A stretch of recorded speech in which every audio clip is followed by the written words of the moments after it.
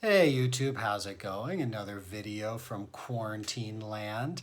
Not much going on today. I'm actually brewing a little bit of passion fruit lager for my wife. Ooh, it smells good. Yeah, it should come out pretty good in about 2 weeks or so. We'll see.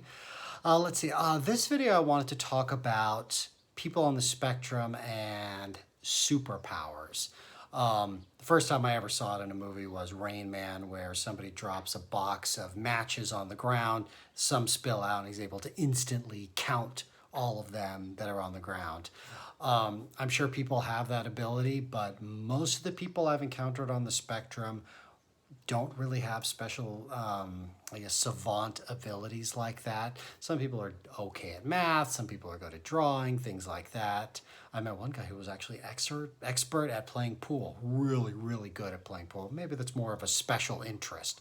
But for me, the only extraordinary ability that I have is something my wife pointed out to me that she said it's the only thing that I do that she wished she could do is my memory. I have a autobiographical memory, which is my life is very much organized via date and place, pretty much chronologically. So I can pretty much remember what I was doing and where I was at almost any point in my life. It's almost like my life is one long movie. And like a DVD, I can just skip backwards and jump to any point I want within the length of the movie. I found out I actually didn't realize until my wife and I were talking about it that most people don't do that. But somebody can give an exact date, like where were you March of 1995? And I know exactly where I was, what I was doing, what was going on in my life. Or 1985, where were you in March of 1985? Or May of 1985? It's like, well, I was living in Anaheim at the time. We had this little house and a dog. You know, any date where I was alive, I know exactly where I was and what I was doing. I think it's actually a pretty cool thing to be able to do that. It really just, to see your whole life in front of you. I guess a lot of people would also like that. Corey, my wife, says that she'd really like to have that ability.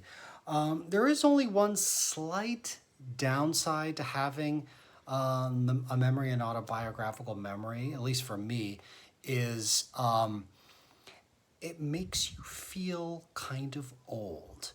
And the way that is because I remember so much of my life that thinking back, the further I think back and all the memories I have to kind of jump through to get there, it just seems like so much has happened.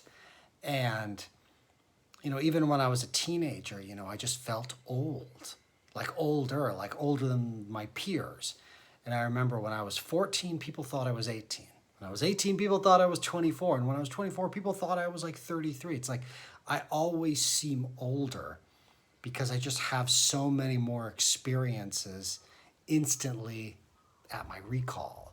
So I guess that's as downsides go, it's actually pretty minor. But yeah, that's my only real ability, special skill, whatever you want to call it, that I have an autobiographical memory. I don't really think I have anything else that nobody with a little bit of hard work and effort could achieve on their own. But yeah, we all have something. That's what I have. Hope you learned something.